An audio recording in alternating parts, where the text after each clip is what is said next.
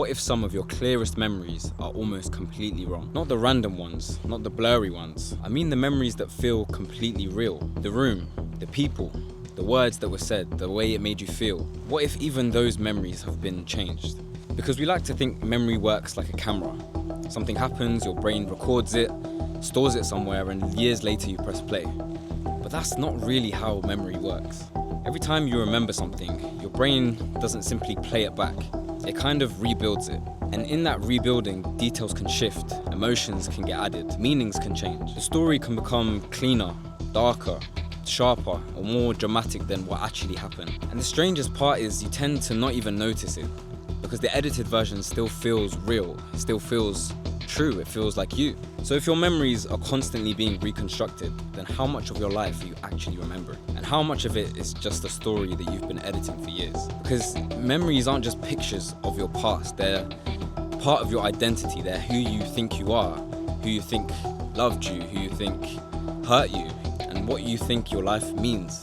All of that is built on memory. But if memories can change, then maybe the story that you tell yourself isn't really as fixed as you think.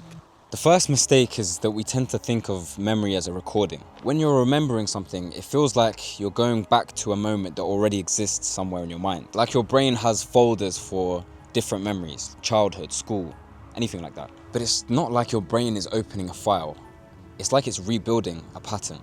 A face, a place, a smell, a feeling, a meaning. They're all just fragments, and your brain pulls these fragments together to create the experience of remembering. That's why memories feel so real, but feeling real isn't the same as being accurate, because your brain isn't designed to remember everything exactly as it happened and preserve it perfectly. Your brain's designed for survival, to keep you alive. And sometimes survival doesn't mean remembering everything exactly the way it happened. Sometimes it needs meaning. Your brain doesn't just ask what happened, it's asking, what does it mean? How can I respond to this? Am I safe? Should I avoid this, or should I go towards this? That's why two people can go through exactly the same thing and remember it completely differently. They're not just remembering the facts, they're not just remembering exactly what happened, they're remembering the feeling, how it made them feel, and what it meant to them as well. And once meaning enters the picture, then the past can start changing shape. In 1953, a man called Henry Molaison walked into a surgery hoping to be cleared of his seizures. He came out as one of the most important people in the history of neuroscience. For decades, scientists only knew him by the initials HM. HM had severe epilepsy. Doctors removed part of his medial temporal lobe, including areas connected to his hippocampus. The surgery helped his seizures, but it also changed his life forever. After the operation, HM could still talk, he could still think, he could still hold a conversation, and he could still remember parts of his earlier life. But he couldn't form normal new memories. Someone could walk into the room, talk to him for a few minutes and leave, then come back a few minutes later. And to HM, it was like meeting them again for the first time. HM could live in the present, but his present could never become his past. And this completely changed memory science, because it showed that memory wasn't just some vague thing floating above the mind. It was connected to physical structures in the brain, especially in the hippocampus. But it's not as simple as thinking about it as if the hippocampus is just a storage box for all of your memories. It seems to work more like an index or a coordinator. When you experience something, different parts of the brain process different parts of what you experience. The image, the sound, the location, the meaning. The hippocampus helps to bind those things together so that you can remember it later as one event. So when you remember your favorite childhood memory, your brain isn't pulling one perfect video from one place. It's rebuilding the experience across a network. Visual areas help bring back what it looked like. Emotional areas help bring back how it felt. Language areas help give it a story. And the hippocampus coordinates this into one solid event, one solid memory. So maybe memory isn't like a saved video, but more like a set of instructions of how to rebuild an experience.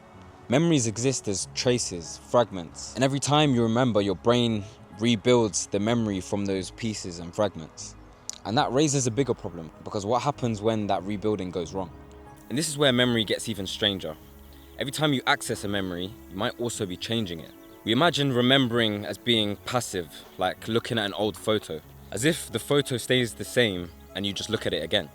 But when a memory is brought back into the present, it can become flexible, changeable, open to influence, and then it gets stored again. So remembering isn't always remembering. Sometimes it's editing. Maybe one detail gets changed, maybe an emotion gets added, maybe you add something that someone told you later on. Maybe the memory gets more dramatic because you've told the story so many times. And over time, the edited version becomes the only story you know. Think about a childhood story your family always tells. Maybe you barely even remember it at first, but after hearing about it again and again, seeing photos of it, listening to your family members laugh about what happened, at some point it starts to feel like your memory. But how much of it do you remember, and how much of it was given to you? This happens with painful memories as well. You remember what someone said, you remember how it made you feel, then years later that feeling becomes part of the evidence. You think, I felt abandoned, so they abandoned me. Or I felt humiliated, so they humiliated me. And maybe they did, but maybe the memory and the emotion just got fused together. And once that happens, you're not just remembering the event, you're remembering the version of yourself that that event created. And that's why memory is so powerful. Not only does it tell you what happened, but it tells you who you are. Now, this would all just be a nice idea if memory mistakes didn't have real world consequences, but they do. One of the clearest examples is eyewitness testimony. In court, eyewitness testimonies can sound incredibly convincing. They saw the person, they remember the face, they remember the moment, they're confident. But confidence and accuracy are not the same thing. The terrifying thing isn't that people lie, it's that people can be completely convinced and still be completely wrong.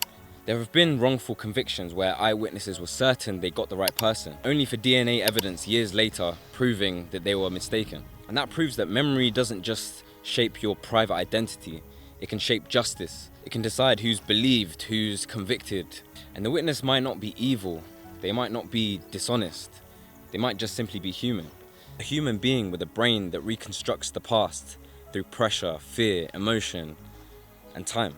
And that should make us more humble, because if memory can fail in a courtroom where there are lives at stake, then how much does our memory fail us in ordinary life? How often are we so certain about things that are only partly true? How often do we build resentment around memories that have changed over time? And how often do we protect our identity by remembering ourselves as innocent, more wounded, more right, or more helpless than we actually were? This is where memory stops being just neuroscience and it becomes personal.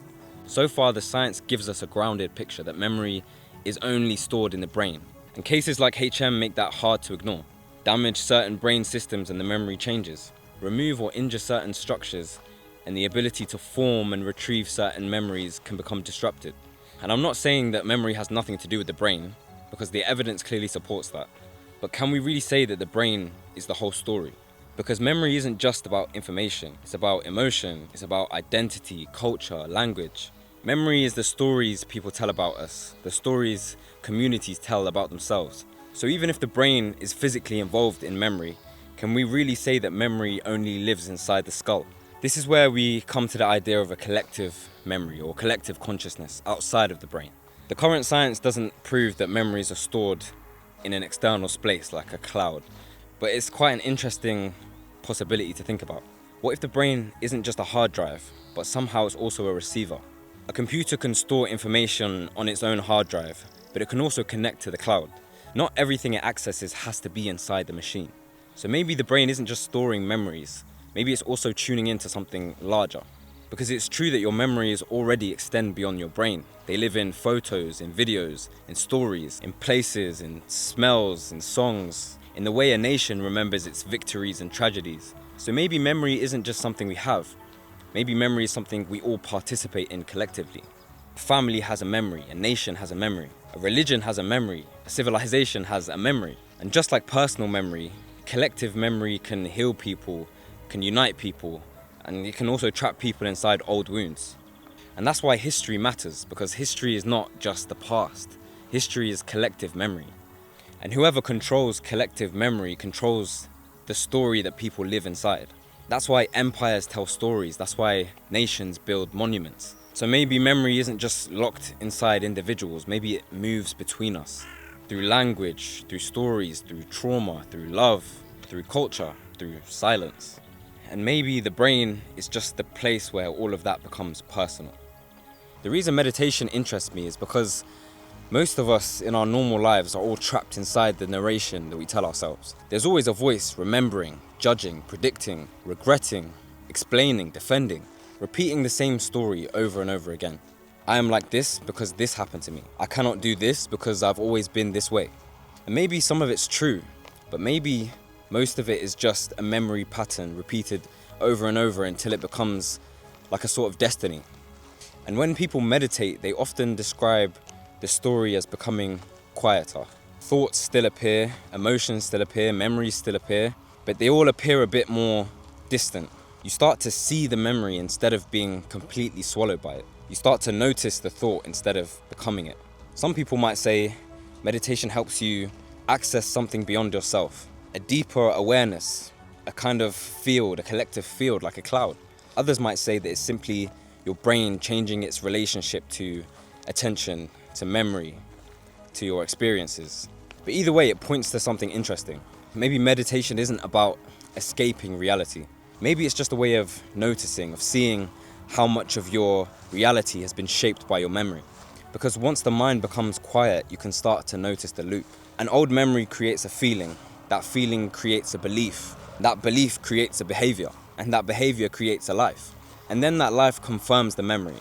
The past creates the present, and that present edits the past. And the edited past shapes the future. And that's a powerful thing to realize. Because if your memories are part of a loop, then changing the relationship to your memories can change and determine the direction of your life. Not by pretending the past didn't happen, not by lying to yourself, but by asking a better question. Not just what happened to me, but what meaning did I attach to what happened?